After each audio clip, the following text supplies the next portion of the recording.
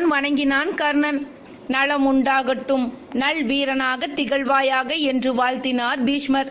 கர்ணனின் முகத்தில் ஊசலாடிய உணர்ச்சிகளை உற்று நோக்கிய பீஷ்மர், நான் கர்ணனிடம் சிறிது தனியாக பேச வேண்டும், நீங்கள் சற்று விலகியிருப்பீர்களா என்று அனைவருக்கும் அன்பு கட்டளையிடுத்தார். அரை மனதுடன் அனைவரும் அகன்று நின்றனர்.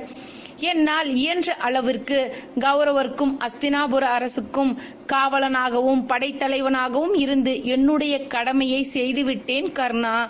அறியா சிறுவனான துரியோதனனுக்கு இனி நீ காவலனாக மட்டும் அல்லாமல் உயிர் நண்பனாகவும் அறிவுரை சொல்ல வேண்டும் என்று மெலிந்த குரலில் அன்பு கட்டளையிட்டார் பீஷ்மர். பாட்டனாரே, அப்படியே செய்கிறேன்.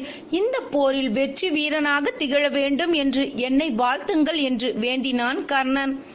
சற்றே அமைதியாக இருந்த பீஷ்மர், கர்ணா, ஒருவர் போரில் வெல்ல வேண்டுமானால் மற்றவர்